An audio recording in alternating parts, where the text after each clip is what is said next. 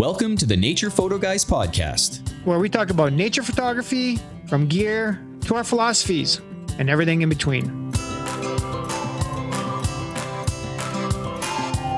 So grab a cup of coffee, sit back and relax. You're listening to Joe Desjardins and Chris Gibbs, the Nature Photo Guys.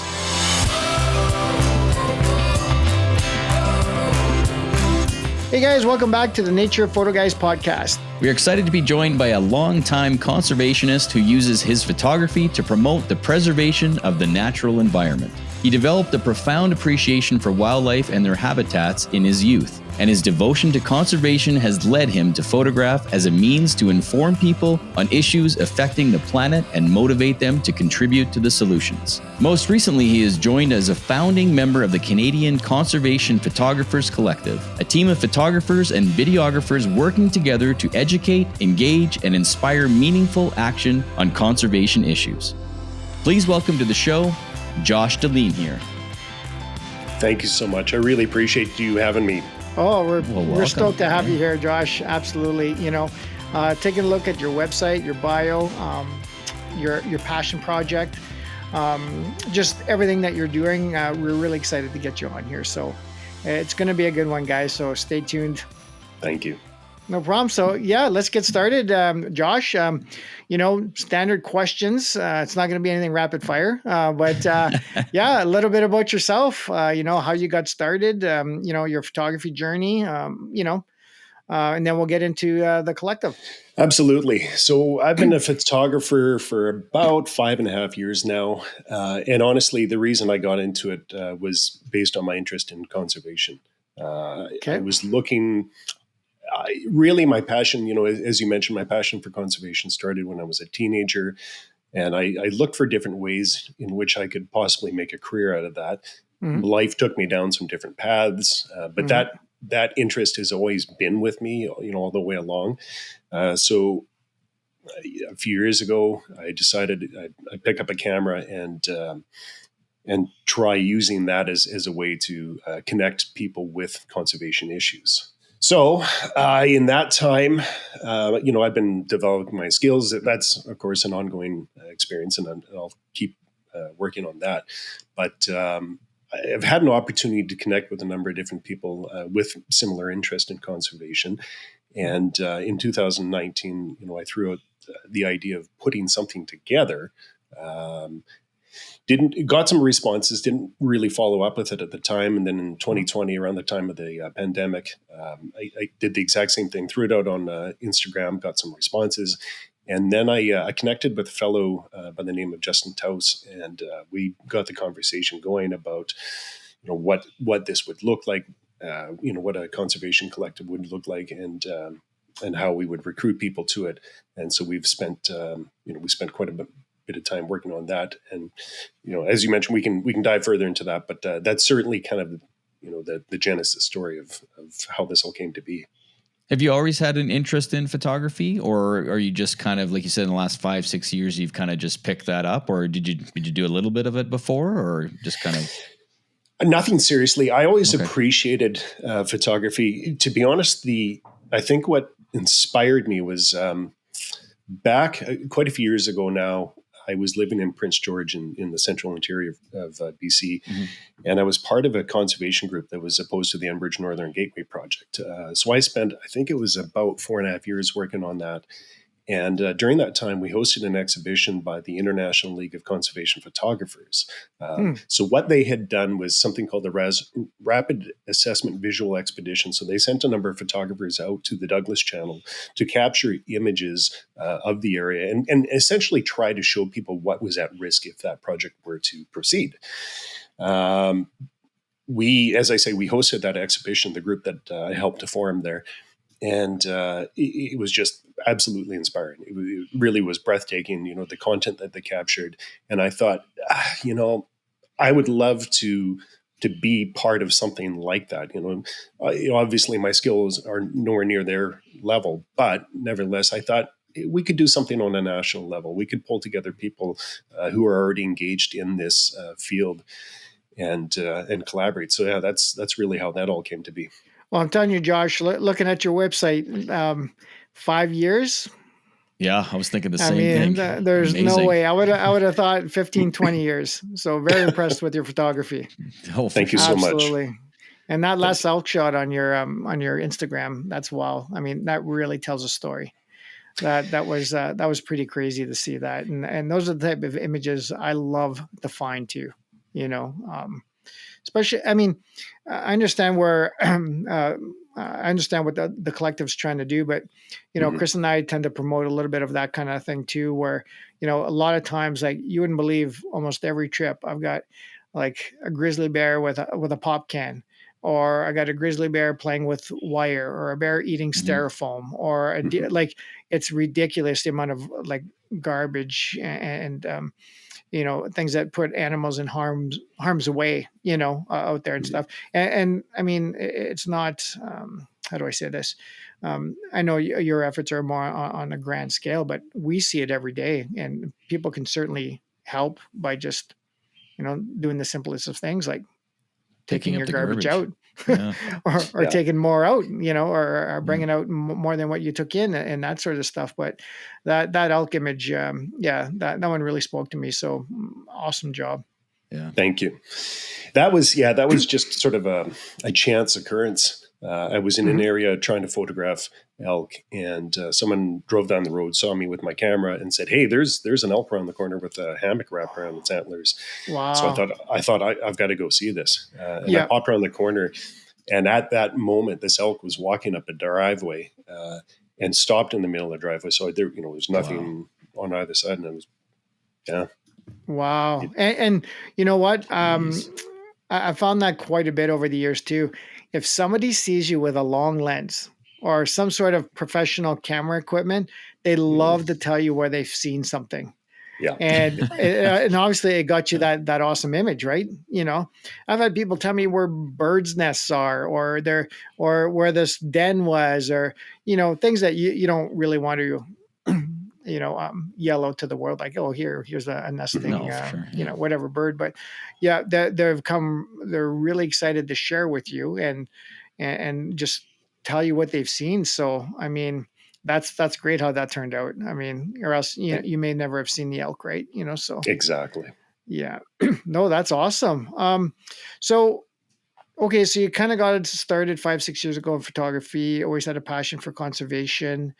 Um, you know, can you tell us maybe a little bit more about this collective now? You know, just kind of delve into a little more. I mean, I was on the website, you know, reading the mission, the about, yeah, the abouts page, the mission page. I think there's the two separate pages. It might have been your about page on your website, but yeah, if you can expand on that a little, Josh.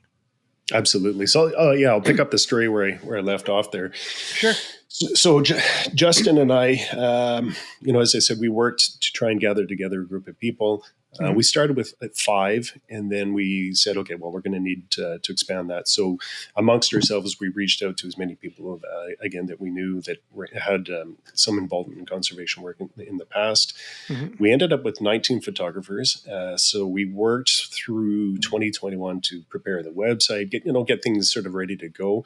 We officially launched in October 2021, and Okay. then very quickly realized that the photographers weren't overly interested in managing the business side of the collective. Mm. Mhm. So by December, we started recruiting volunteers, and now I think we're up to 11 or 12 volunteers that helped. Oh, excellent. Okay. Yeah, yeah. Okay. Wow. Yeah, they're the the workhorse of this machine. They really drive things forward and help to create all the content and whatnot. So the photographers are out in the field doing what they love to do, and then our volunteers bring their all their different skill sets, whether it's social media, video editing, graphic design, those sorts of things. We've got a solid team of people with some incredible skills. So, we worked through 2022. We were working on workshops. We've hosted three different workshops, online webinars, and we've kind of dabbled in a couple different things. We put together basically a services package to say that we would we would approach organizations that are engaged in conservation. So that might be environmental, non-governmental organizations. It might be First Nations. It could be government agencies. Could be university research departments. And we would approach these organizations and say, look, if you're engaged in a conservation project and you need photographers to be on site to capture the content that you can then use to help promote your work, we would be available. So we put that together. And then in the last year, we've built an online catalog of images using Photo Shelter. So the same organizations, we approached them and said, okay, now we've got a bank of images that you can license, for a set period of time that you can use on your website, your social media feed, those sorts of things. So we've been working on that. And then we made the decision that it was time to engage in a campaign. Perfect. And that brings us to Crossing Paths.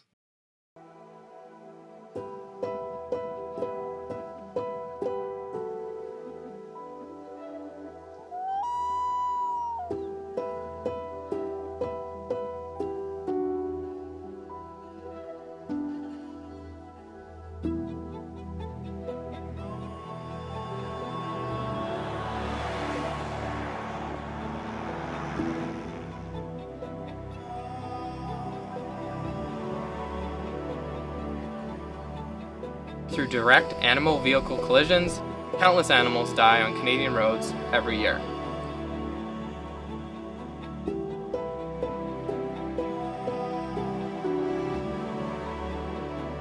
These structures are, let's say 100 feet wide, and they're impacting wildlife over millions of acres of habitat. The marine mammals are living in a world of sound. The ocean is a sound trap, and we are injecting this noise in there. Roads are one of the biggest barriers to wildlife movement and finding mates and food. Road mortality is the #1 cause of death for badgers in BC.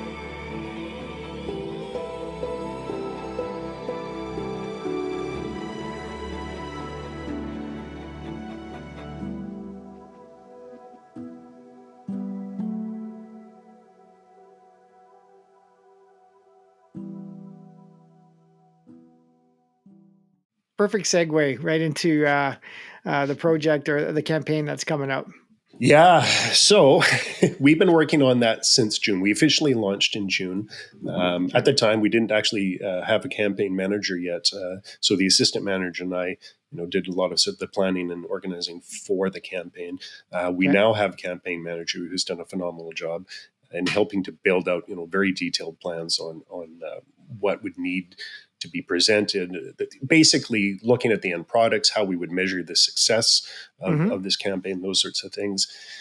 So the photographers started shooting at the beginning of June, and they were given till the end of September to put together images. And of course, many of them had images in their existing banks that they were able to contribute, but many went out and shot specifically for the campaign as well. So we've got close to 600 images from our photographers, images and videos that we're able to draw from and use in our materials. We've been working on a publication document that is now, I think, around 60 pages, and it's close to being finished, but there's probably a few more pages that'll be added to that. Mostly images, but we've done a lot of research in addition to help sort of understand the subjects and then share that information. We've partnered with 3 different environmental non-governmental organizations. So that's Living Lakes Canada, the Wildlife Collision Prevention Program, and the Marine Education and Research Society. Wow. So the idea with the campaign itself is that, and I guess I probably should have started with this, is that we're focusing on the impacts of transportation on wildlife in Canada. So we've picked 5 different themes: roads and highways, lakes and rivers, ocean, railway, and aviation. So we've tried to capture content related to each of those different topics and show how wildlife are impacted. Roads and highways, by far, we got the most content, simply given that photographers are driving around and whatnot, and they see these kinds of events as they're going, which ends up being a good thing because roads and highways they also have the biggest impact of all of those different subjects on wildlife. For sure. Yeah, No, absolutely. totally get that. We see that all the time. And we hear about it all the time, and you see it in the news all the time. You hear a lot about the railway and the impact it has on wildlife and bears, especially bears, because it seems to make the news. That they come to the tracks and they've gotten killed or hit because of grain spills or whatever it is, right? Yeah, So exactly. you certainly hear about that quite a bit. But as far as the water goes, that's interesting. Lakes and rivers and the impact there. Like, can you explain a little bit more about that? Like, what do you exactly mean as far as, like you said, transportation, roadways is kind of easy to get your head wrapped around it, but what do you mean by the water portion of it? Couple different things right off the top. So I didn't write the section, so I'm kind of going off of Sure. I've been watching some of the interviews that we've conducted, Mhm. but essentially invasive species. Anytime, as in like millweed and zebra mussels and things like that get carried into a lake, those can impact the wildlife, certainly. For sure. What was surprising to learn about actually was the impact of wake boats. So wake boats have quite an extraordinary amount of impact. So I believe they can impact underneath the boats from 6 to 8 meters, and I think in order for them not to have an impact on the shore, they need to be at least 300 meters from a shoreline.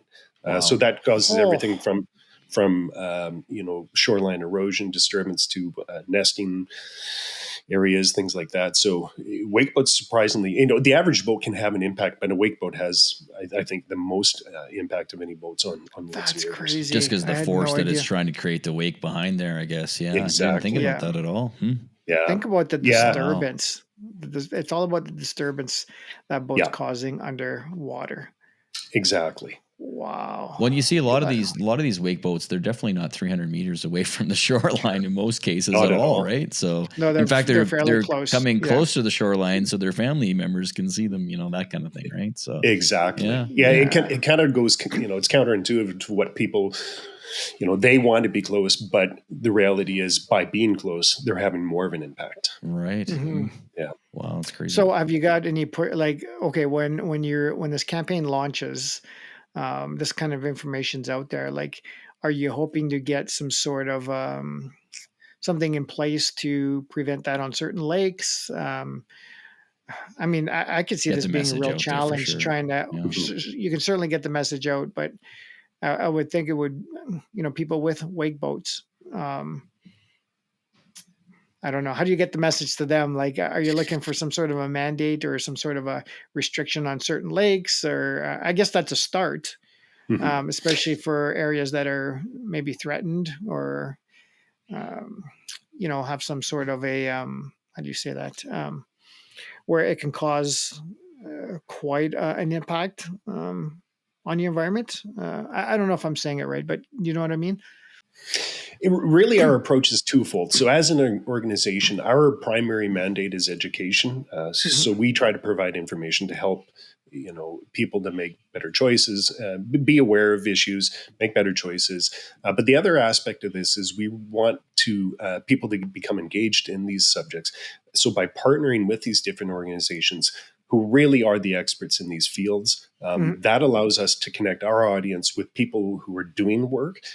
So that they can support them. They can learn more from these organizations. Exactly. They may want to volunteer. They may choose to apply, to work in a career in those with those different organizations, or they might make financial donations to help support the work that they're doing.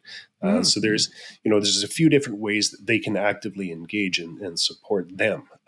So we want to really become sort of a conduit to them. We're providing the visual evidence, and then we want people to become involved to the best of to their level of interest or best of their ability. Sure, fair enough, Absolutely. yeah. So this booklet, this information that you're putting together, is this something that is there going to be a cost, or is it going to be available on the website? Is it like a PDF, Is it like a free online kind of download? thing? Is Yeah. it? Yeah, so it'll be available for download off of our website, no cost. We'll send it to organizations that we think may have an interest. We'll likely end up sending out to media organizations to try and draw interest to the campaign, into the topics that we're covering. But yeah, that information will be widely available. Oh, great. Okay, that's perfect. Well, we'll definitely link that in our on our podcast as well here for everybody too. Thank you so much.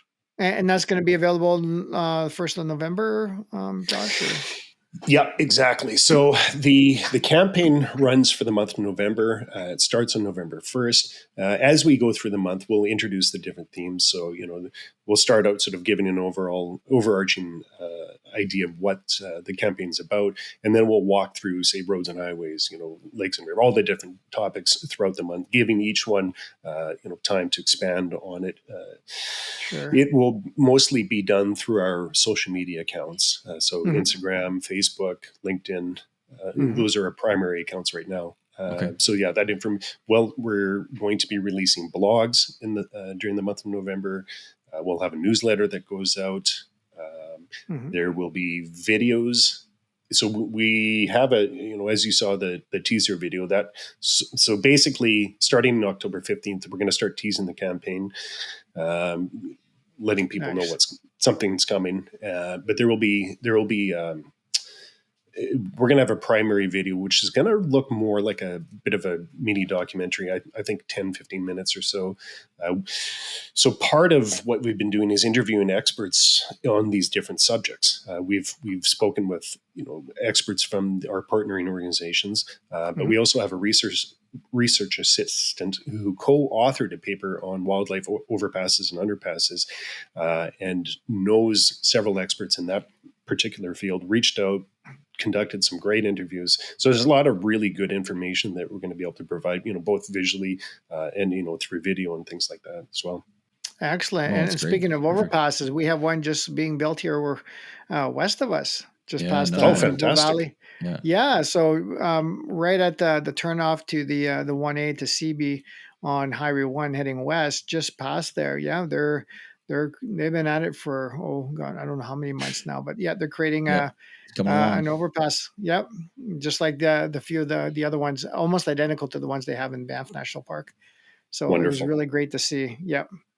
It's been a long process, but the statistics are there. The animals use it. It saves wildlife. I love watching some of that trail cam footage that they have, because they seem to have them at all the underpasses, and occasionally you'll see them posted somewhere, whether it's on social media or on their website or something, showing usually like black and white video footage of them crossing at night, or what's come over the overpass, and that sort of stuff. So, how do you say that? The evidence is evident, that they're certainly being used. So it was really great to see that one being built as we speak. So it's good they put out footage like that, because a lot of people are curious if they're actually being used, right? And it's just a lot of money spent for nothing. And no, actually they are being used, right? So absolutely.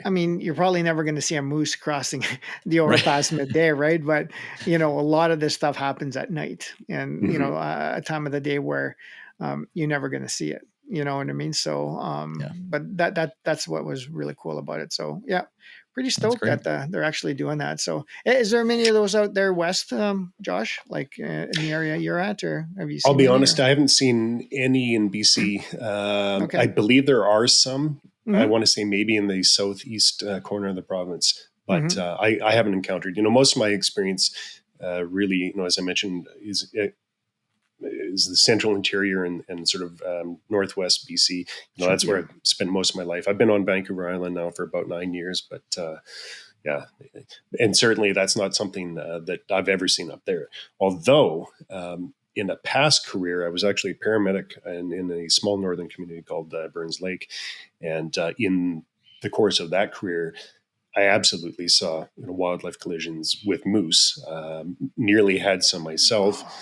And I can speak to the cost to people, the damage that it does, the harm that it does to people, as well as moose. I was treating a patient one time, and there was a moose nearby on the road. And as I was treating the patient who had struck a moose, the RSMP came along and dispatched, unfortunately shot the moose. And it startled me because I was in the middle of, leaning over trying to help assist this person. Yeah. Jeez. Yeah.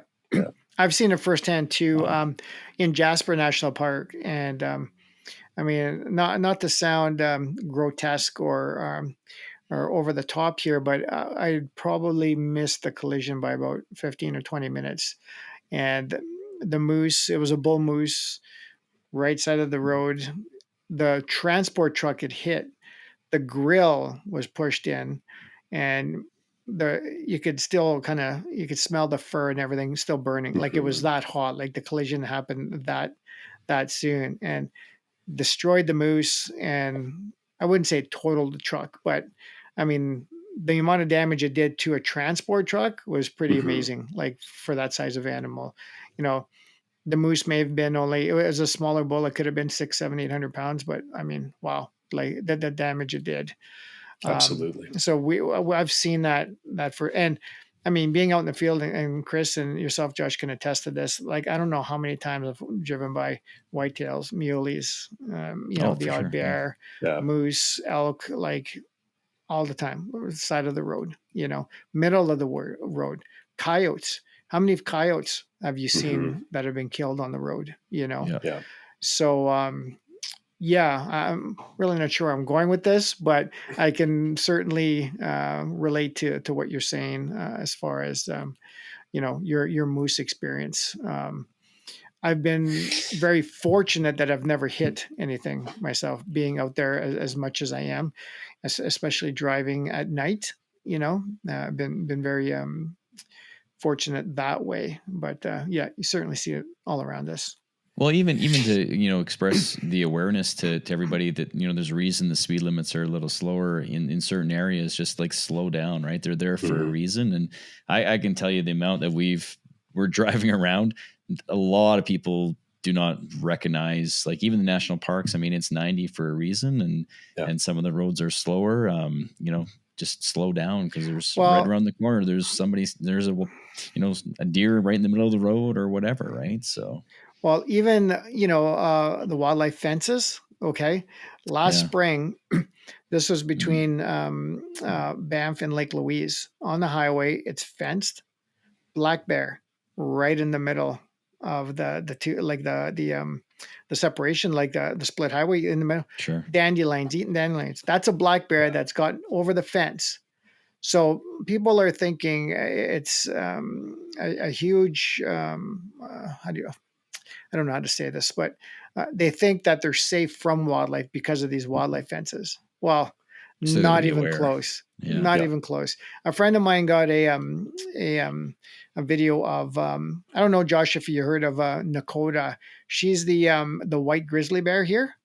Okay. She's the famed white grizzly bear in the Lake Louise area. And he got a video of her, and she's known to come over the fence and eat along the highway. And, so she eventually got relocated. She was radio collared and got relocated because her sister, which was also a white grizzly, different, darker face and stuff, she got hit and killed on the highway there.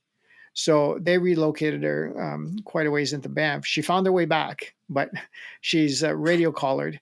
And he got video of her up and over that fence in about 3 seconds flat. Wow. And she used the post. Yeah. Yeah. So it's not just the wire. There's a wooden post along the fence. She's just up and over. And the video was amazing, like how fast and how easy it was for this bear to get over. So yeah, I'm sure the fences absolutely do help for the majority of the wildlife situations. But I don't know. I've seen YouTube videos of a moose clearing that, standing still. Yeah. It'd be amazing. The agility of these animals, you'd be so surprised. And they really, they're intended to target the big, the megafauna, the big animals. Yep. But, as we'll share in the campaign, there's so many different other species that are impacted by road collisions. estimated 14 million birds are killed a year in North America on roads and the highways. I believe I'll have to check, our sources, but I'm pretty sure amphibians were the number one animals killed on roads and highways. It's astonishing, So we see the big animals that are killed, but oftentimes the little ones may go unnoticed. They may be struck and either splatted right on the road or knocked off the road, and we're never even aware of it. Wow, that's crazy. I had no That's a idea huge about the number. amphibians. Yeah. Yeah. Well, in Waterton, they do have that gate coming into the park. They have like a steel guardrail that's actually embedded into the ground all alongside the highway, right. the road coming into the town site to protect the salamanders. Mm-hmm. And which is fantastic. Yeah, it is. And, that's, and again, something like you would never, ever even think about. But that, I don't know how long that guardrail goes just to keep them off the road. So again, that must have been, something that was happening quite a bit for them to go through that effort and cost to prevent that from happening. So it's, this also speaks to the fact, like roads and highways, obviously they're identifiable, but we don't, as we discussed with lakes and rivers, there's the impacts that we don't think about, the things that we don't see that we're not necessarily aware of. So speaking about ocean, there are countless wildlife collisions that happen with ships, and sometimes when it's a big animal like a whale, you might hear about that in the news. Those do tend to get reported. The problem that I discovered in speaking and with experts and learning on my own, doing my own research, is that there's not a great reporting system in the ocean. There is a system to report, but that information is not widely shared. It's not shared with the public. So getting statistics on that was really, really difficult. But we do know anecdotally, certainly that, a large number of animals are struck and killed for various different reasons. There's also the impact of noise. And I think a lot of people are generally aware of that. What they might not know is that sound travels 5 times faster underwater. So animals that use echolocation are really disrupted. It disrupts their feeding, their mating, a lot of different patterns. We see that a lot on the south coast of BC with the southern resident orcas, which are, certainly an endangered population. They're very much impacted. Toothed whales, I guess, use echolocation as opposed to a baleen like a humpback or a gray whale. And those guys, the problem with them is that they can be almost oblivious to an approaching vehicle. So they're not as aware as, say, an animal that uses the echolocation. So that's why oftentimes, they're the ones that are struck and killed by large vessels or even smaller vessels. I have a question for you then. So I'm an advanced drone pilot, and obviously it's illegal to fly in national parks and provincial parks and all that kind of stuff. But you see a lot of drones flying around the ocean. Obviously, I'm not close to the ocean, being in Calgary. But is there any awareness for people who do fly drones around the ocean with the sound and all that? Because the same thing in the national parks and provincial parks, they want to keep the drones, planes, anything like that, away from that for the sound and disturbing the wildlife. Is there anything that I haven't heard about regarding the oceans for that matter? So it's illegal to approach marine mammals with a drone. Okay. And I certainly have a drone as well. But yeah, in Canada, you're not allowed to. In terms of the impacts, certainly, animals with echolocation would likely be more sensitive. That could also impact pinnipeds like sea lions, seals, and things like that. That might disturb them. And oftentimes they spend time out of water. They're on islands and things like that. Yeah. The question I have, and I'd actually love to speak with an expert, are the impacts of drones flying around humpbacks or baleen whales. Who, as we discussed, aren't necessarily as sound sensitive. Nevertheless, the laws apply to all marine mammals. So, as it stands now, you definitely can't approach them. Okay, well, it's good to know. So, I'm just not close to that. So, we definitely there's so many places we would like to fly drones here in the Rocky Mountains, and obviously that's illegal for obvious reasons. But, good to know. Well, even the provincial parks. It's very restrictive in Alberta, and I would assume all of Canada, but It is, yes. we notice it right here too. And Chris, you obviously use it more for your business real estate side, but Yes. man, would we love it for the nature, Right. videography side or photo side, and that sort of thing. And I totally get the reason why, but man, you could do so much with that to help bring awareness for a lot of things too. Like, could you get a permit, Josh, for a special project like that to use a drone? Say, you're in a specific. I'm just throwing out a place out here like Churchill, for polar bears.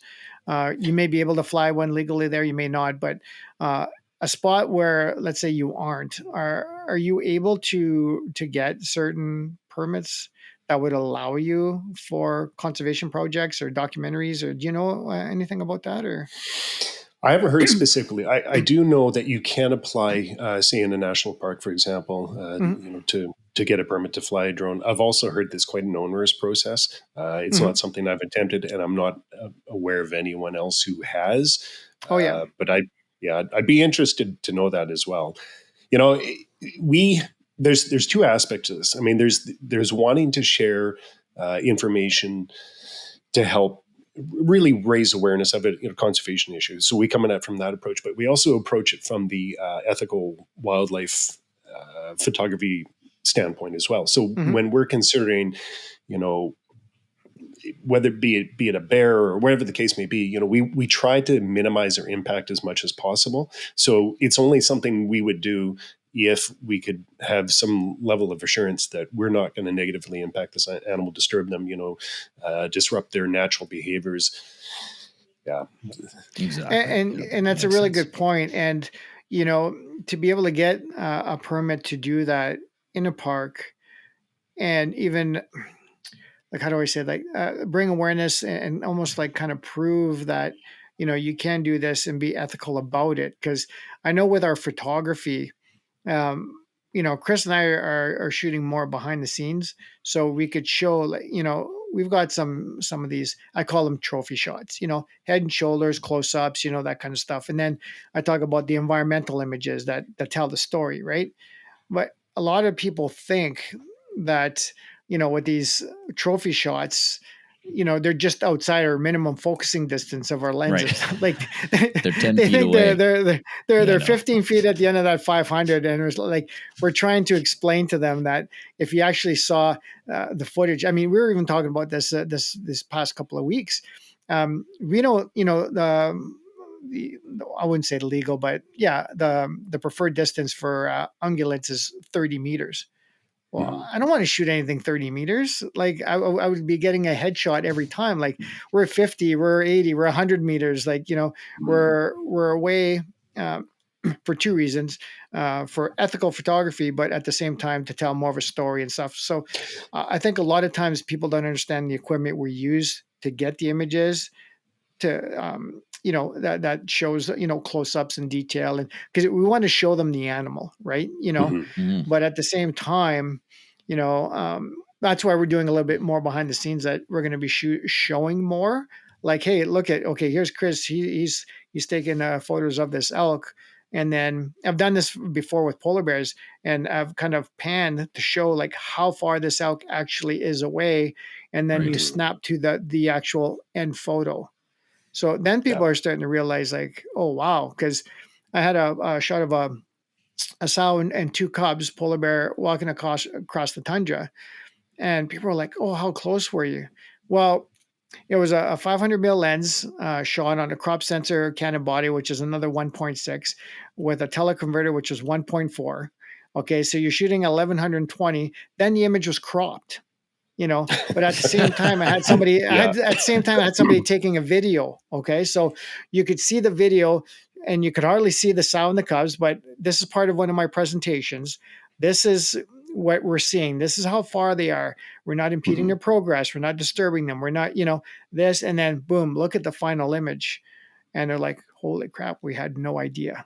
We thought you pulled up beside the vehicle and you're flying out taking photos. Right. So long story short, I guess it's. I think even with the drone stuff, it would be an important message to, um, you know, maybe do some behind the scenes, maybe show some photos like that, that to help the public realize that, um, you know, there are not safer way, well, safer ways, but ethical ways to capture those images too. Yeah. I mean, if that makes sense. Yeah. Yeah. Yeah, absolutely. I haven't seen a lot of drone wildlife photography. Probably mostly around the ocean. I've seen Yes. images. And in fact, actually, one of the members in the collective, Mark Williams, just had an image of his place in the Wildlife Photographer of the Year contest hosted by the Natural History Museum. Mm-hmm. He got two of his images actually were highly commended, and one of them is of I think it's beluga whales in the ocean. It's a phenomenal image. Oh, I and think again, I've seen that, actually. I just saw that yesterday or this morning. Yeah. Yeah. So that's one of our members.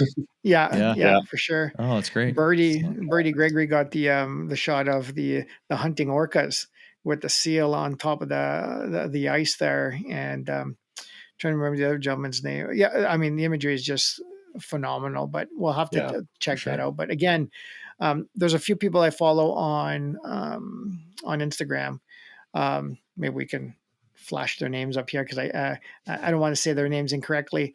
They're primarily kind of the Arctic type photographers. They live and work up there, and some of the drone footage I see of the polar bears hunting, polar bears feeding on a kill, them swimming, are just phenomenal.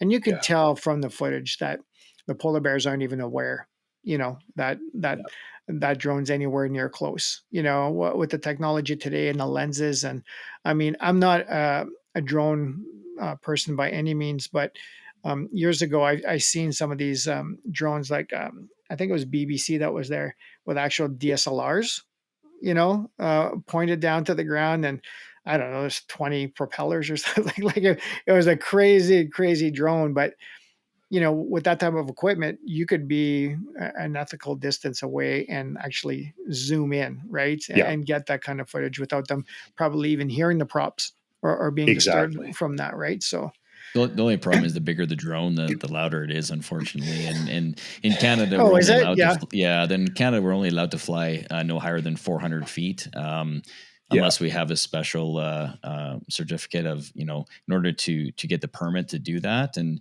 I don't know if you noticed Josh when you're flying the drone, but depending on how you go, I can kind of still hear the drone. Even it's pretty darn high up in the air, but you can still hear it at times, surprisingly.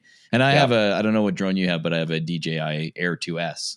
It's not a mini, so it's a little bigger, but you can still hear it at times for sure. And, serious, eh? Okay. So it's not super noisy to us when it's that high in the air, but if there's other wildlife or whatever that can hear better than we can, then maybe it is disturbing them. But I've actually been using mine to do a lot more sort of landscape stuff, again related to conservation. I flew mine. Are you familiar with the whole the Ferry Creek area with the old growth on Vancouver Island? I think you might have heard about the protest in 2021. I think I've heard of that. Yes. Yeah. Okay. So essentially it's a valley. The Ferry Creek Valley is just outside of Port Renfrew on Vancouver Island. It's about an hour and a half from where I live. It's logging company Teal Jones was approaching it, and some people discovered this was happening. They set up a protest. It lasted for, I think, over a year. But I spent quite a bit of time out there photographing at the time, capturing images both of the forest and the protests and things like that. But I've gone back since, and I've been trying to fly my drone up the Ferry Creek Valley. Certainly, to give a sense of just what an extraordinary place this is. All this beautiful old growth forest and whatnot. Problem is, I can lose range. I can lose signal almost. So I'm a little nervous about flying it very far. Yeah. Fair enough. And That's what I find too. Like, I mean, it's one thing to potentially capture wildlife, but the landscapes and the land formations from the sky, is just amazing. In some of the shots, especially around the ocean that I've seen, there's some beautiful images that you can capture from the air that you just don't realize that you can see that on the ground at all, right? So the landscapes I enjoy for sure. Even here in Calgary, I mean, some of the rivers and all that. When I'm doing real estate, drone work. You look over and you go, oh, there's a pretty cool shot of the river. So while I'm up there, I'm just going to capture that shot because this looks pretty cool as well, right? So I'm always thinking of my own shots when I'm up in the air for sure. But one of the there are a number of people have taken a number of different drone shots of the herring spawn around Vancouver Island, and that's. And actually, it probably gives you the best sort of context of what it looks like. You've got to see it from the air to see the color. So I mean, we're talking about millions of herring that congregate around, say, Hornby Island or the east coast of Vancouver Island. Sure. And when they spawn, it turns the ocean this milky, turquoise color, and it's incredible. Wow. Yeah. Now the conservation story there is that this is the last viable herring fishery on the coast of BC. There used to be 5. 4 of them were fished to the point that the populations collapsed, and there's now one single, population that's still being actively commercially fished. Wow. Yeah. 1 of 5 left. Yeah. Holy jeez. That's crazy. Yeah. That's it. Now, is that something that you can work towards reestablishing again, or is it more of conserving what we have now? I think it's the other 4 are no longer being fished. I don't know what the state of them is currently, but ideally, you would hope that they would be allowed to recover, kind of like the cod on the east coast of Canada there, give them a chance to recover, build up their numbers again. I mean, certainly the First Nations on the coast have been sustainably harvesting the roe from herring for years. And they use a technique where they put boughs of, evergreen trees, just coniferous trees into the water. Mm-hmm. And the herring will actually lay their eggs right on these boughs, and then they pull them out, and they have all of these. This roe clever! Wow, absolutely. So no harm to the fish. Exactly. They're not having to harvest the fish to get the roe. Exactly. Interesting. But unfortunately, the roe that they do harvest, or sorry, the herring that they harvest, they're primarily harvested for the roe, for sushi, things like that. Mm-hmm. And then the rest of the herring, most of it is ground up and used for fertilizer and pet food. Mm-hmm. I see. Okay. Yeah. Wow, that was actually pretty cool. I didn't know about that. The collection of roe that way. That's awesome. Yeah. Wow. Yeah. Cool. So is there anything else, Josh? Like, I mean, there's a lot to unpack there on your website and stuff, but it sounds like a really cool kind of a major campaign being launched. What can people do? Is there something that they can, you've mentioned, volunteer and images and like that sort of thing, but what can the general public do if they wanted to get involved?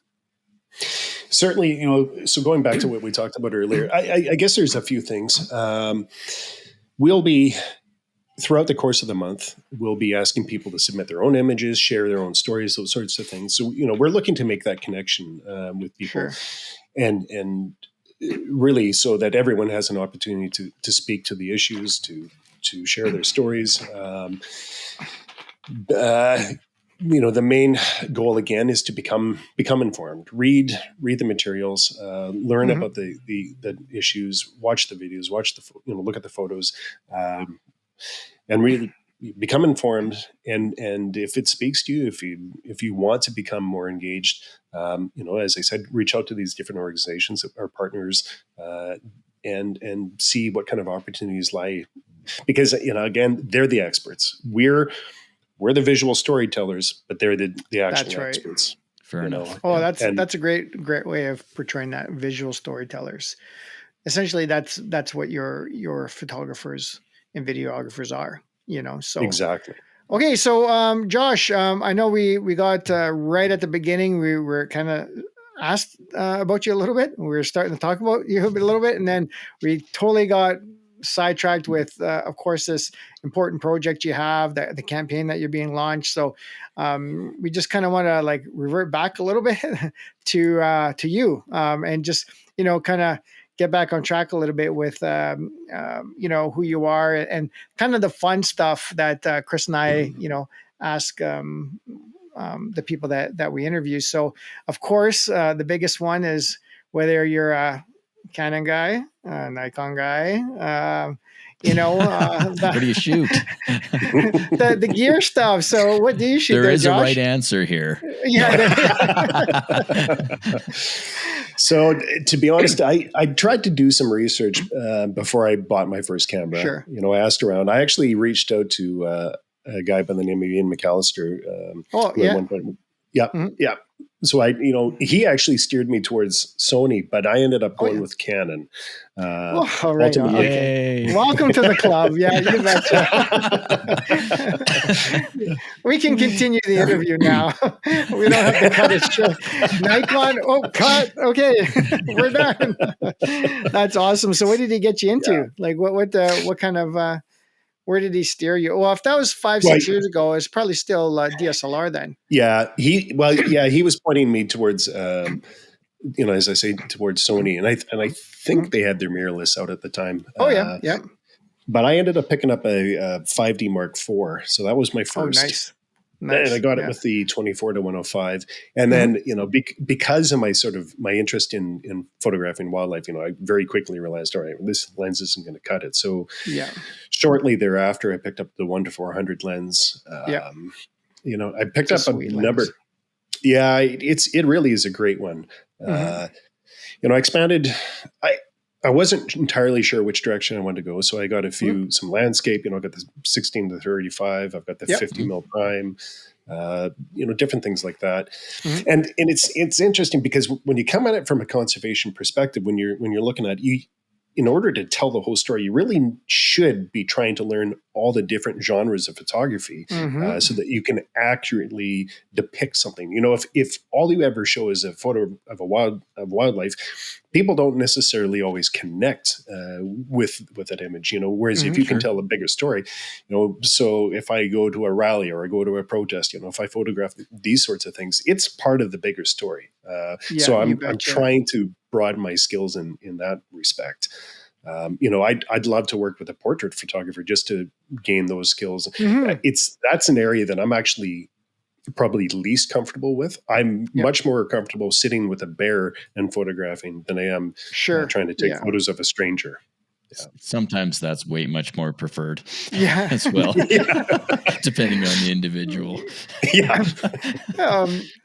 One thing I kind of want to emphasize though too, and I do this in talks and workshops, is that every lens is a wildlife lens and every lens is a landscape lens, because you could tell a story with both in both different aspects of nature photography. So, I've got photographers, that are coming up and want to shoot wildlife, and they look at a prime Canon 500 and they're like, oh my, I'm like, no, like, whatever you've got is going to work, and that's why that huge shift 15 years or so ago to more of the environmental images, where you can use a 24-70 or 24-105 to tell the story versus a 5 or 6 or an 800 mil, tight trophy shot, right? So that's why I like that one. The 4. Chris will agree too. We use that lens for video quite a bit too. Quite a bit. Yeah. It's such a sweet mid-range lens, tack sharp. That's a really great choice for the camera bag for sure. So what camera are you using now? Are you still using the 5D Mark IV or? No, I'm up to 3 now. So I ended up picking up the 5DS. I use that primarily for landscape. And a year and a half ago, I picked up the R3. Nice. And I've got I do have the 600 mil, f4 lens as well. And to be honest, I'm actually pushing myself to put it down and go back to the 1:400 more, because, you know, as you spoke about earlier, the idea of, you know, telling a bigger story, trying to capture more in an image rather than just that trophy shot like you're talking about. Yeah. I mean, I understand the appeal. I was sucked into it, and I'm having to push myself. You know, my natural tendency is still to grab the 600 because I love the detail that it can pick up, but at the same time, really my goal is the story. So, and the yeah, backgrounds are just fantastic. Oh, yeah. I love, like, with those. I shoot a 500 f4, and I mean, like, the backgrounds are just, yeah. That. Well, I rented a 400 2.8 for the elk rut, Yeah. and wow, Exactly. that's a And don't beauty get me lens, wrong, that's for sure. so all this talk about environmental and this, that, and everything else, don't get me wrong, the 500 still with me, but the 1:4 or the 24-70 is on another camera body. So I'm switching back and forth quite a bit. Like this past fall, I had the cotton carrier on, and so I had my 500. And then I had my 1:4 on another camera body attached to me. So I had that range of 1 to 500, you know, or I'd change the 1:4 and put a 24-70. So very conscious of doing the environmental stuff along with the trophy stuff. I mean, it's all very important. Yeah, it's all very important. But I find with publications and like you said, like conservation, all this kind of stuff, the more your image tells a story, you know, the more valuable it is. I'm not talking monetary. I'm talking, you know, as far as getting the point across, right? So, so there, I seen that shift 15, 20 years now, like a huge shift to that. Because, you know, growing up, Outdoor Photography Magazine and all these other ones, it was always like that big, you know, ram or that bull elk on the front cover of all. And these are like 20 some years ago, right? And those are those trophy shots. And like these are the ones, you know, these epic shots. And you can see over the years, the decades, how it's transforming. I mean, you'll still see them on like Nat Geo or Can Geo or whatever, some of those trophy style shots, but you can see it moving away to a lot of the environmental stuff too, right? So because of that, in the 600, is the 600 your go-to still, or is it more the 1:4? It is at the moment, but like I say, I'm picking up the 1:4 more often. Yeah. And, you know, I did actually shoot some video with that. That's something I'm trying to transition to, as well as shooting more video, again, for the storytelling aspect of it. It's, you know, the photo editing learning curve is a steep one, as anyone who's done it knows, but, you know, I'm slowly picking away at that. And that's what I was going to ask you as well, because I mean, I have a video background. I've been video for 30 years, but you know, I still have that battle with, do I take the photo, do I take the video? So I used to carry 2 cameras and 2 bodies and tripod and all this. And so now, like this past year, I've just been focusing on, today I'm shooting video, tomorrow I'm shooting photos. And I found that the more video I capture really helps tell the story, and she sees the behavior, and you can actually, you know, witness the action that's, you know, you can in the photo as well, but it doesn't always tell the story that the video actually captures. So I was going to ask you, how much video do you actually shoot these days? You've been shooting a little bit more from what you're saying? Yeah, I make a point. So pretty much I'm still doing what you talked about, you know, you used to do, trying to switch back and forth. I don't, you know, I typically carry a couple lenses with me. I haven't been carrying a couple bodies, but that's something I think I need to move to. Sure. You know, that's my inexperience really. But yeah, I definitely am trying to do much more video. It's interesting because, you know, different organizations that we've spoken with in the past, they're often asking for video to a surprising degree, and you know, I definitely see the value. You know, when we've been putting together our campaign stuff, there've been so many times we've needed some video content to supplement. You know, the images are fantastic. You know, a beautiful still can do an amazing job telling the story, but sometimes the video really just, I find it really captivating. I get drawn into video quite easily. Oh, sure. Yeah. You know, so yeah, it's something that I want to be able to share. There's actually a photographer on the island, guy named Michael Berge. I actually had a chance to finally meet him on the weekend and go shoot with him. He shot a video on the island. I'm not going to say where, but with some coastal wolves and black bears and whatnot, that was absolutely outstanding. And to be honest, I was inspired by it, and I told him so. So it really, I thought, I want to do that. I want to start shooting that kind of stuff. Sure. Absolutely. Yeah. No, that's great. So is that your favorite subject to photograph, is bears, wolves? Like if you had to choose one, or is it more, or if you had to choose a category, is it like predators, or is it, it's a tough one. I know it's a tough question, but I'm just kind of curious more than anything.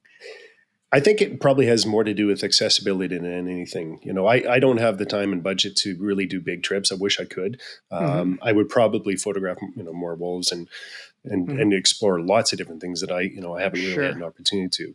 Yeah. Fortunately, on the island, in the fall right now, there are a lot of black bears out and active. The salmon are running in the rivers at different stages, at different locations on the island, but lots of black bears. So I probably spend more time photographing black bears than anything else. Oh, nice. Okay. Black bears in the fall and owls in the spring, mostly. Nice.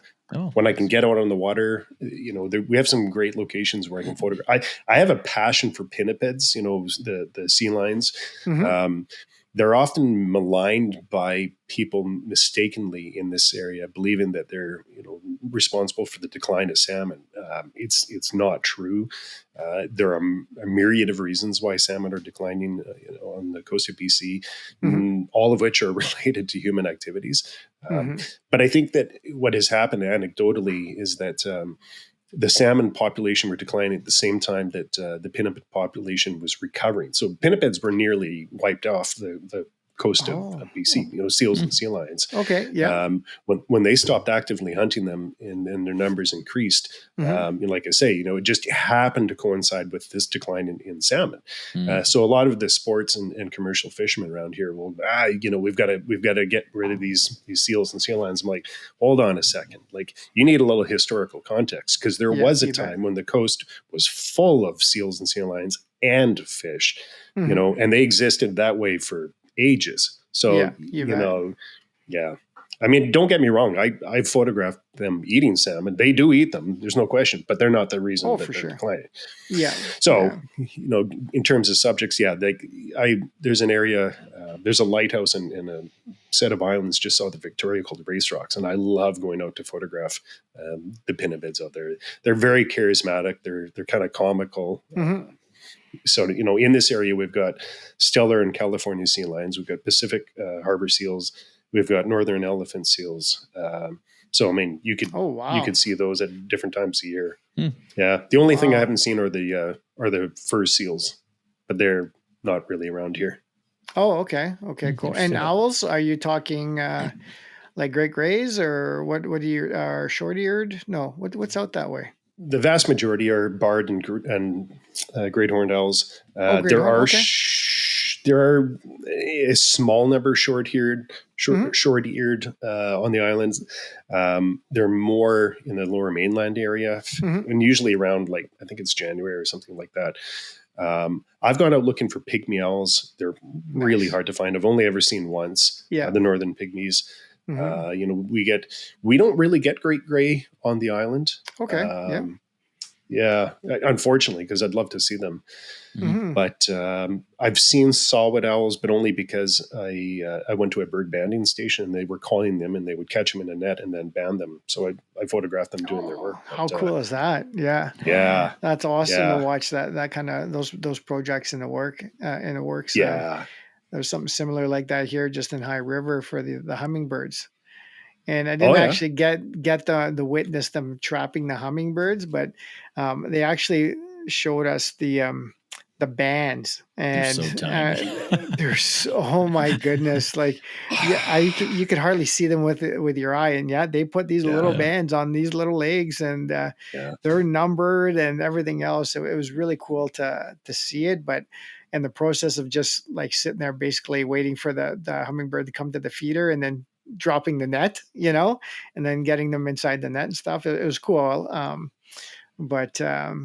yeah, anytime you get to see some sort of a conservation effort like that, Yeah, like you said, even like banding birds is really cool to see, and For something sure. cool to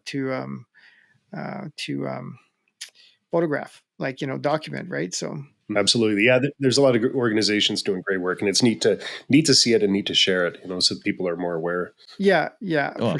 sure. Yeah, for sure. So, like I said, I mean, your photography, it's at that level, and it's only like 5, 6 years. So, uh, like, really impressed with your imagery. Like, how did you accelerate that? Like, was it YouTube videos, people you knew, or was it? Do you have the same personality as we do, and you just kind of dive headfirst into anything new you want to learn, and you accelerate that way?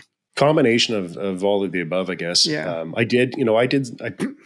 I watched or I paid for some online courses. Yep. I paid for one just to understand my camera. Mhm. I have watched. I paid for some courses to try and learn different genres, to try and learn photo Sure. editing, things Mhm. like that. And I haven't paid anything for a while now. I mostly watch YouTube videos and Mhm. whatnot. To be honest, I definitely get out and shoot and experiment and try to learn that way. But I've always wished I had some kind of mentor to help sort of guide me. I learned really well that way. Having that opportunity to ask questions and really Yep. sort of, I find that you can cut through a lot of stuff and get right to the topic. It's something I wish that was available, but yeah, I haven't really ever put that in place. Well, Yeah. you're doing a heck of a job, man. I'm Yeah. looking at your Yeah. landscapes, and it's like some of the ocean stuff. Like, wow, it's unbelievable. So great job. So that's pretty cool. Thank you. Do you use filters? Yeah, definitely. A polarizer, probably more than anything. Mhm. I've done some stuff with an ND, but when I'm shooting in old growth, I learned that a polarizer is really valuable. Oftentimes, these forests are moist or they're wet, For sure. and the spring I find is typically the best time to shoot. It's just kind of after winter when everything's green and lush, and Mhm. the moss is Sure. vibrant, and so in order to cut the glare off some of those wet leaves and things like that, yeah, polarizer has been Absolutely. really helpful. Oh, that's Yeah, great. you bet. That's just kind of one of those filters, or the only filter that you can't really replicate in post. In Yeah, post, You know, yeah. if the yeah, detail's not there, it's just not there. yeah. You For sure. can't magically remove glare and have detail underneath that glare in Photoshop, right? So Absolutely. yeah, Chris and I advocate for that quite a bit. If you're only going to Oh, have yeah. one filter in the bag, it's a polarizer. Yeah. You Oh, can for get sure. away Yeah. with everything else without having everything else, right? On the photo side, So anyway. So on yeah, the on video the side, I photo side. use ND filters all the time for You the do it. video world. Oh, absolutely. Yeah. Variable ND filters on the video side to create the Interesting. cinematic quality that you're looking for. You definitely need that to go the next level for sure. So I'd love to chat more with you about that sometime. I'm very Absolutely. interested. Yeah, yeah. And I mean, you clearly have an extensive knowledge and experience in video shooting. So yeah, I would very much. Oh yeah, no, for sure. That was actually my last two presentations were on nature video, and that's kind of the main thing is we always talk about when you're first learning photography, how to get off of auto. You need to learn ISO and shutter speed, and the same thing. Everybody just hits as Joe likes to say, the little red button on his camera and just and starts recording video. But there's Yep. there's settings on the video side too that will just help improve that video quality that you're getting, and Yeah. ND filters Mhm. play a key role in that for sure. So.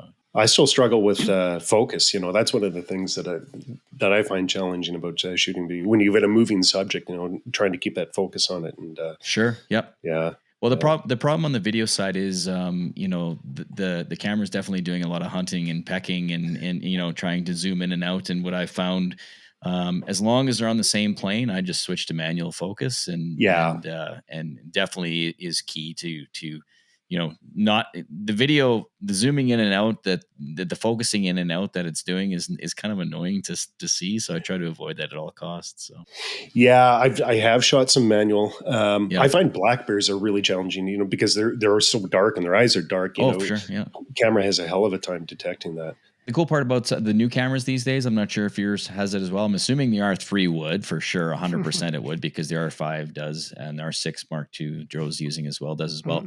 But peak focusing, if you don't know what that is, look that up.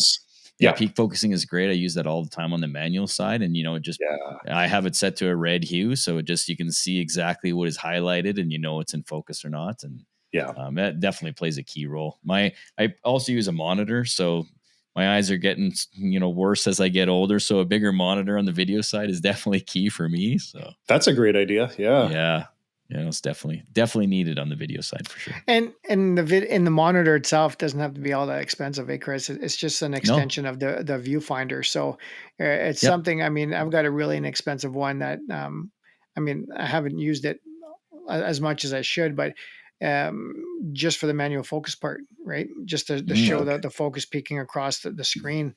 It's just an HDMI cable in and out, and that's it, right? So I shoot video in my regular life daily, and I use a monitor every single time I shoot. You do, eh? Yeah, I do. Yeah. But I'm using the Atomos Ninja monitors, which actually have a SSD hard drive in them, so it actually records to that. But you don't need that. Wow. Just the monitor, just to be able to view things, to be able to see that focus a little clearer. It definitely helps on the video side, because we all have cameras that have animal eye detect on the photo side, but on the video side, they haven't really transferred that over.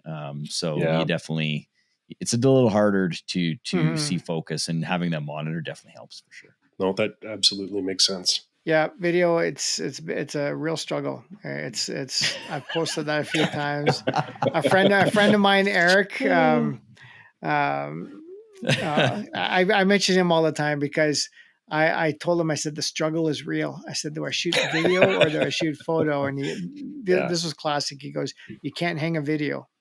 It's like, oh, you're killing me, man. But you can now. You can.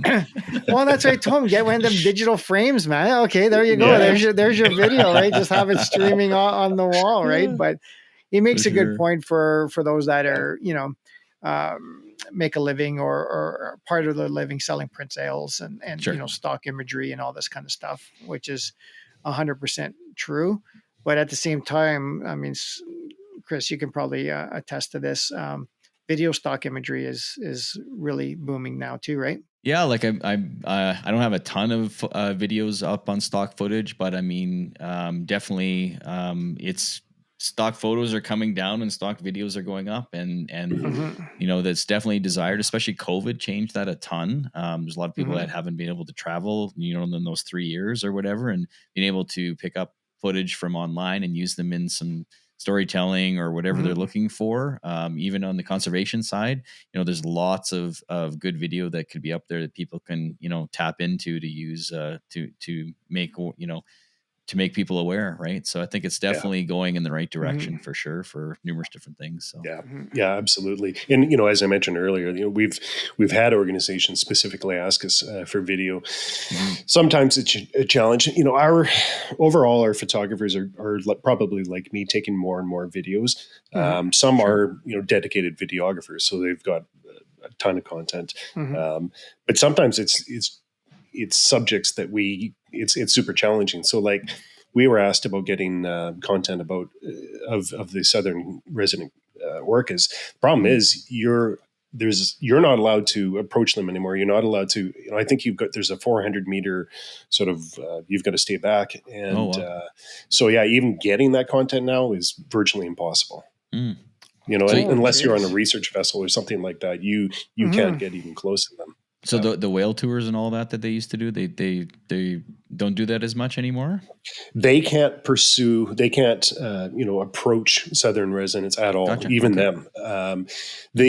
The transient, so the marine mammal eating version of orca, they can get, I think, I want to say it's up to 200 meters away from them or something like that. Okay. But, in visually, they're very, very similar. But if an organization wanted specifically, southern resident, you'd almost have to take it from land. Oh, wow. Okay. Yeah. Crazy. Wow. Yeah. Fair enough. So it is getting very regulated out there, but I totally understand why. A lot of photographers are, that have been doing this 40 years, 30 years. They've seen it from the beginning as far as their career goes and to what it is now. And it's getting tougher, as far as what they're accustomed to, as far as regulations, but it's all really there just to protect the wildlife. So it's unfortunate because it's often case that a few bad apples ruin it for everybody. Agreed. I've seen that many times. When I've been out shooting, whether it's the general public or whether it's photographers doing things that really disrupt wildlife. And you can try having the conversation with people. Some people are receptive, a lot aren't. What we try to do as an organization is really just inform, try to share best practices, try to encourage people to do the right thing. We stay away from the naming and shaming. We don't want to get into that, but, but we want to try and create a culture of respect around wildlife. Well, I think Joe and I see it all the time. I'm sure you do too, as Josh as well. But like the tourism, people coming into different communities and in the national parks and all that, and they don't understand, and they just think it's a zoo, and they want to get out there. And I think that the Jasper and Banff and all those, their social media, they're trying to post more of that conservation scenarios on there, so to make people aware. But I think we see a lot of tourism that just don't understand, and trying to make them aware before they come over for a visit would be ideal for sure. So. Absolutely. I saw it this weekend. I was in the area photographing black bears, and people are approaching as close as they can, and they're trying to get the selfie, to get the camera up, and it's frustrating. It is. Because unfortunately, and actually I heard someone told me that the day before somebody was hand feeding a black bear pizza. Oh my God. And oftentimes those are the bears that end up dead. That fool will go home and tell a story and think that he's done something really cool. That bear will be dead. Exactly. Like they say, a fed bear is a dead bear, right? Like exactly. It's just one of those things. But even a couple of weeks ago, you'll see Chris and I will have we'll have our boots on, and we'll have say NEPA, we'll have our bear spray, bangers. We have our we're full on geared up and stuff, and we're out there and we're photographing elk that are across the field, and somebody, and it may be closer to a road or something, and all of a sudden you see a tour bus, they stop, they see they come running out there, and nothing against anybody, but and I would say most of them are not aware, but they'll come running out to us, and shorts and flip flops. Most of them with their phones. Right. And that's it. And so underdressed. There's reasons why we're dressed the way we are in certain situations, and coming running out there in shorts and stuff, and getting in front of us to take photos, and we're you try and be kind and explain. Or I don't know how many times we've seen conservation officers come out, try to explain to them hey, this is they did an excellent job. They had, and they explained to them the right way and the wrong way, and then that they came walking back, and it was really great to see too, because they actually left the photographers do their thing, because we're all being respectful. We're at a safe distance, and we carry rangefinders, right? So we want to make sure we're staying that distance on purpose. Just everything, right? So it was a really good experience this year with parks and conservation. They did an amazing job, just kind of taking care of the tourists and leaving the photographers that are doing it the right way alone. They didn't have to get involved, right? But it's tough when you have people coming to the parks, especially paying a ton of money, that have come in from overseas, or something, and they want to come to a national park to see a bear or an elk or something.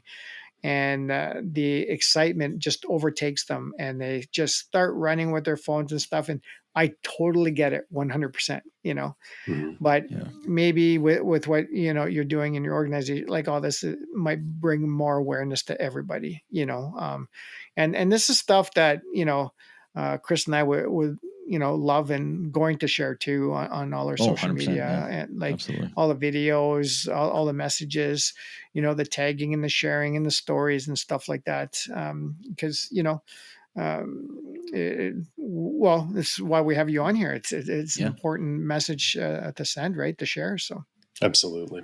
So Josh, you were talking about when the campaign launches, every week you're going to have a different topic. Basically, is it going to be on a certain day that people should be looking for, or? it's spaced out about every 3-4 days. I can't remember the exact schedule, but I believe the road section will get the biggest amount of coverage, just again because we have the most content and it has the biggest impact. But certainly, the other subjects will be given coverage as well. We haven't really talked as much about the aviation side. I had a chance to write the section for the publication document and do research on that as well. Interestingly, aviation is probably the one in transport industry that does the most to try and prevent accidents with wildlife, and I think I believe they probably have the lowest number of incidents with wildlife.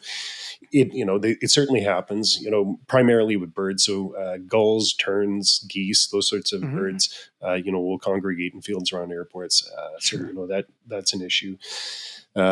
But even, animals like deer and moose and things like that, when I was, I think this happened when I was a volunteer firefighter, we had to go out to an airfield. Someone was getting evacuated, out of this small northern community. So, an air ambulance plane came in and picked up the patient. But in order for them to land, we had to chase a moose off the runway, So, in an area like that, I don't even know that there was a fence around the airfield. So in remote communities like that, they've got to deal with things like the big airports have pretty well, controlled and managed. But that said, We've definitely tried to do our best, to cover all these different subjects as well as we can. So throughout the month, we'll definitely be sharing all that information and trying to engage people. Yeah, at least get the conversation going anyway, right? So that's exactly. Great, so just to kind of wrap things up here, Josh, where do you see like the future of the organization going? So after this campaign, we're going to take a little time to sort of do an assessment of the success of it. Really try to get a sense of how well it's done, how many people are engaged, those sorts of things. But we're also going to take a little bit of a pause because our hope is that early next year we're going to look at incorporating it as a nonprofit organization. So up until this point, we've been doing this on by the seat of our pants, we're using our own money to cover our expenses, things like that. We've earned a little bit of income, but that's been burned up. So it's, ideally once we can incorporate as a nonprofit, we'll be eligible for funding and opportunities and things like that. And it will help propel us, much further, be able to do more as an organization. So I'm excited about that next chapter as an entity. Well, no, that's great. That's great, Josh. Obviously, of course, we're going to have you back on the podcast and just, maybe follow your organization on that journey, see how things progress and move along. And like we talked behind the scenes too, we're going to have some of your photographers on the podcast too, sharing their stories and what they're doing to help, with the collective, with your organization. So Chris and I are really looking forward to doing those interviews too. So anything we can help with, you let us know. So it's been great. Thank you so much. Well, this is a huge help. Helping to share the message about conservation photography as a genre and the work that our organization and others are doing, to benefit the natural environment and wildlife really, really helps. So thank you for giving us this opportunity. Oh, you're very welcome. More than welcome. So, I guess we're going to wrap things up. Again, thanks so much, Josh, for joining us on the Nature Photo Guys podcast. And we appreciate everybody again. Like we said, thank you. We booked the milestone of 1,000 subscribers. So Chris and I are very excited about that. And, onward and upward. A ton of stuff planned for the winter. And we always say that, but you know what? We're going to do it. Life is busy, but we're obviously going to do our best. So again, thanks for watching, guys, and we'll catch you in the next video. Thanks for watching. Thank you. Thanks for joining us on the Nature Photo Guys podcast. If you have any questions, contact us at info@thenaturePhotoGuys.ca or message us on Facebook and Instagram at the Nature Photo Guys podcast. Visit YouTube and subscribe to our channel to watch all our latest videos. Or follow and listen to our latest podcast on Apple Podcasts, Spotify, or on our website at thenaturePhotoGuys.ca. We'll catch you next time on the Nature Photo Guys Podcast.